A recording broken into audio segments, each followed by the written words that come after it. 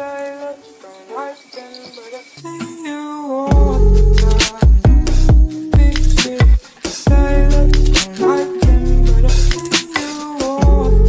everyone, my name is Allie and welcome to my channel, and today we're going to be talking about a very exciting and special book, and that is Daisy Jones and the Six by Taylor Jenkins Reid. So I wanted to talk about this book because A, it's a new release, B, I really enjoyed it, and C, there seems to be a lot of people who aren't exactly sure if they want to dive into this book, and I am here to tell you exactly why you should or should not read this book. So basically, as a brief synopsis of this book, this is about Daisy and the Six. These are two separate entities, Daisy as a person and then the Six as a band. And together they form Daisy Jones and the Six, a fictional rock band that was popular in the 70s. Also, I want to make it very clear that this will be non-spoilery. I am not going to talk about any of like the plot points in too much detail. It's really only going to be what you can find on the front cover and a little bit of why you should or shouldn't read this book.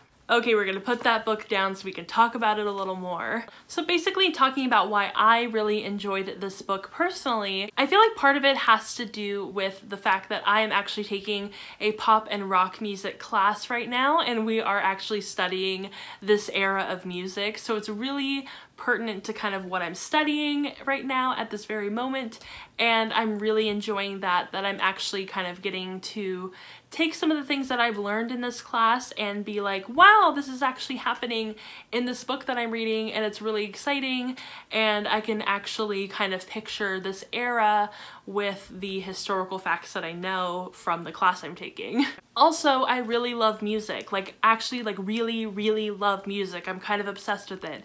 It's a big passion of mine, and it's really exciting getting to see the inner workings of a band and how they interact with each other, and how having a kind of, you know, separate person come into this band and infiltrate it and see how that kind of plays out and all the drama and stuff like that.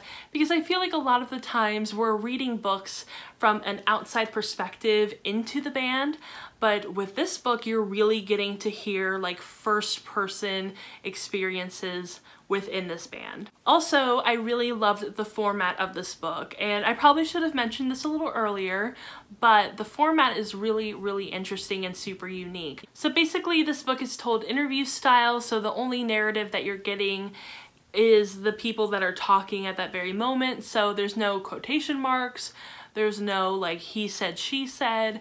It's literally just this person's name and then what they're saying, and that's it. So that's how you're getting all of the story, is from each different perspective every once in a while throughout every chapter. And even though there are a lot of different characters within this book, I want to say there's at least about 8 or 9, maybe 10 main points of view that are pretty regular throughout the entire story, but each of them are super distinct, so you're never kind of like wondering who's who.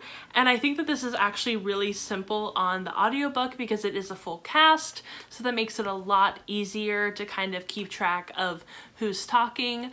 But I did notice that a lot of times when I was reading this book, I didn't even really have to look at the name markers before their, you know, quotes or whatever, because, you know, the writing was so distinct, their voices were so distinct, so I just kind of, you know, read a lot of the quotes without even knowing right before like who was talking, but I could figure it out pretty easily. I also really loved the way that the different sections of kind of like the eras of music and the eras of the band were sectioned off. So you had kind of like before the band, or before Daisy was, you know, famous, and then you have during the band and during Daisy's, you know, trying to get a record deal, and then you have, you know, each separate era kind of sectioned off into their own little parts of the story. So it's really easy to see like where the narrative is going. And I feel like if you are really into sort of like almost like VH1 specials or stuff like that, then you're really going to kind of see exactly where this is going. This is not like a very surprising, you know, turn of events for the band specifically.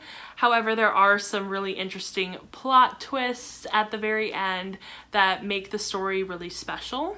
I feel like the only downfall for this book, for me personally, is that this is a fictional band, so they are playing fictional music. There are a few songs that they cover that you can listen to because, as I said, they're covers, so they're real, they exist, and you can listen to them. But the majority of the songs and all of the original songs are fictional. So you really only get to see the lyrics that are scattered about throughout the narrative, which are great. Like, the lyrics are absolutely fantastic, and Taylor Jenkins Reid could literally be a lyricist because she just writes the most beautiful lyrics and they're just so good, but you can't listen to them, which is like the only negative part about the book. However, you can read a few of the lyrics at the very end of the book and they're absolutely phenomenal. They're in their complete like form as a whole song, so it's really, really nice. And it's just super interesting, but I do wish that like somehow, some way, someone could record them because they're so good and I want to listen to these songs so bad. They're just amazing. So I think at this point you can kind of tell if you're going to enjoy this book or if you're not going to enjoy it. A lot of the reasons why people don't like it are the reasons why I did like it. A lot of people don't really like the way that it's written as an interview, and I'm not really sure exactly why, though I can kind of assume that maybe it's because it might be a little confusing.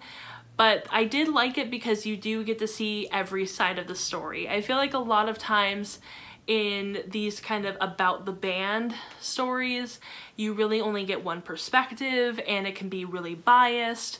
But with this book, you get so many perspectives that it's absolutely not biased and you really get to see every side of every story within this book, which is really cool.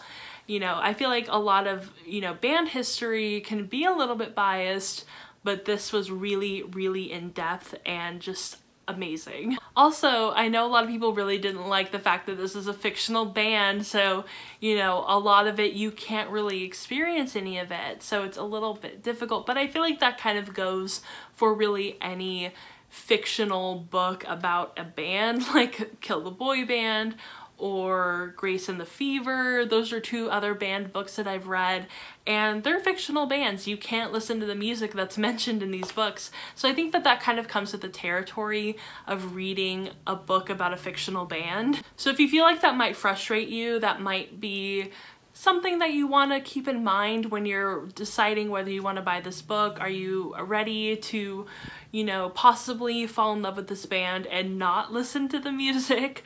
So I feel like that that's kind of like either you're totally okay with it or you're just, you know, willing to give it a try, or it's just definitely not going to be for you. Another thing that I really want to emphasize is that if you're not super into music, this isn't going to be a book for you. Like, I mean, really, really into music. Like, you love it, you are constantly listening to it, you're really interested in the history of music and the history of rock as a genre and band history. If you're not into that kind of stuff, you're not going to enjoy this book because this is really, really about the music.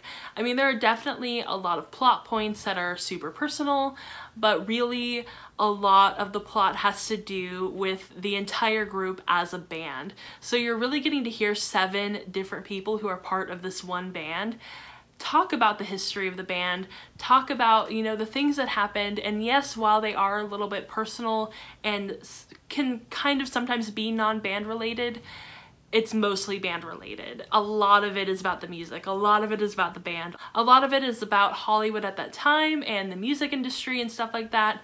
So if you're not into music that deep, then you're not going to enjoy this book. This book is just going to be a huge, boring, almost history lesson. And even though it doesn't come off as a history lesson, it's not written that way, it's gonna feel like that if you're not into the topic. So if you really like reading up about like music history, or you like watching VH1 band specials, then you're really going to enjoy this book. This is 100% a book for you.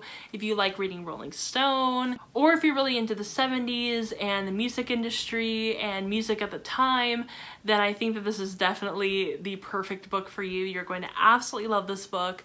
And I feel like the band, Daisy Jones and the Six, and a lot of the history really reminds me of Fleetwood Mac. So if you're a Fleetwood Mac fan, you're gonna love this book. It's super interesting, and I think that Taylor Jenkins Reid did such a good job at really being immersive and really telling a story with such a different and unique format for the storytelling, because I was really worried going into it knowing that it was told through like an interview style, that maybe it wouldn't be immersive enough, it wouldn't be detailed enough, I wouldn't be able to really visualize the scenes, but it was done so perfectly that it almost didn't feel like an interview at times. Like, it really did feel like just a normal narrative of, you know, how everyone else writes novels, but this was really, really special and really unique and done so well, and it was just absolutely beautifully done.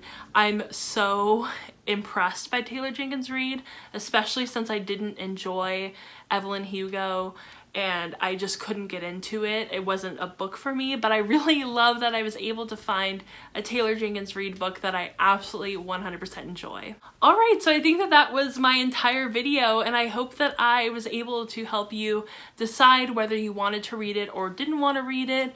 And I hope that if you do end up deciding to read it, that you absolutely love it. And if you have already read it, let me know down in the comments below what you thought of it, whether you liked it, whether you didn't like it. I want to hear your opinions. And I hope you enjoyed this video. If you did, go ahead and give it a thumbs up and subscribe to my channel. And I will see you all in my next video. Bye!